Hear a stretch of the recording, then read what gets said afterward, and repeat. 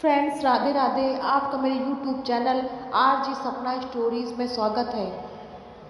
Friends, आज हम विष्णु जी के दूसरे अवतार के बारे में वर्णन करेंगे। तो दोस्तों, चलिए दूसरे अवतार की कथा को प्रारंभ करते हैं। भगवान विष्णु के दूसरे अवतार कूर्म यानी कछुए के रूप में थे। इस अवतार को कपच अवतार भी कहा जाता है। समुद्र मंथन के समय भगवान विष्णु ने कूर्म अवतार लिया था।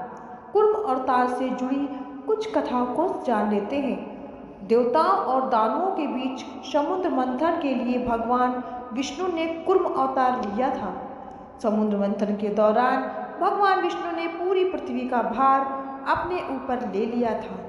अपनी पीठ पर मंदराचल पर्वत को रख लिया था। समुद्र मंथन में 14 रत्न निकले थे। 14वां रत्न मंथन से भरा अमृत से भरा सोने का घड़ा था।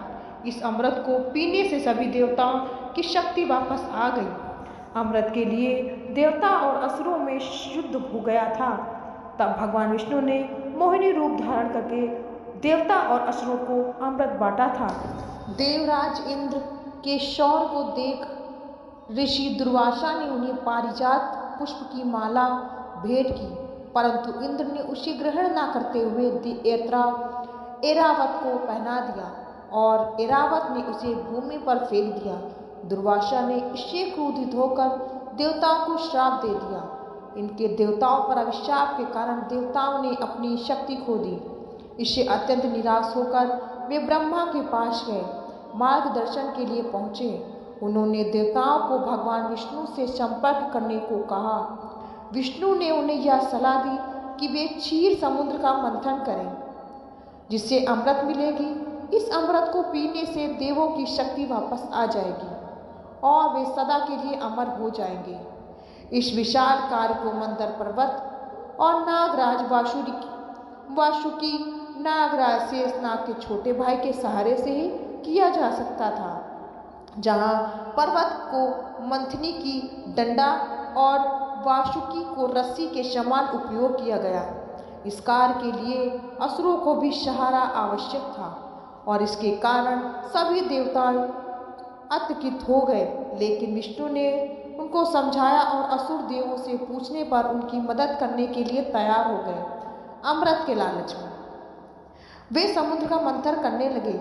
जहाँ एक तरफ असुर थे, वहाँ एक तरफ देवता।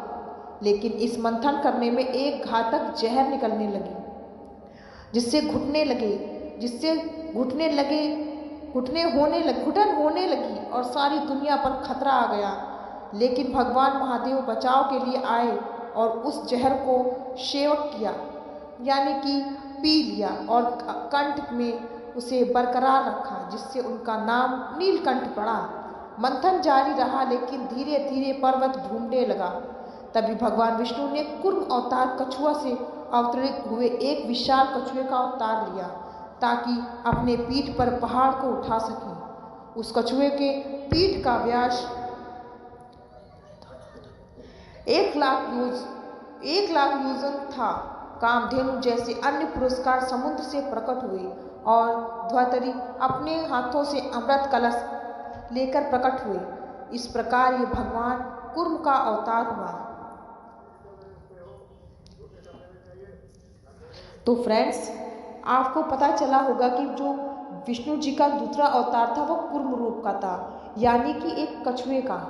तो फ्रेंड्स, अगर आपको मेरी यह वीडियो आज की पसंद आई हो तो मेरे चैनल को सब्सक्राइब करिएगा और कमेंट बॉक्स में कमेंट करना मत भूलिएगा। फ्रेंड्स, राधे राधे, जय श्री राम।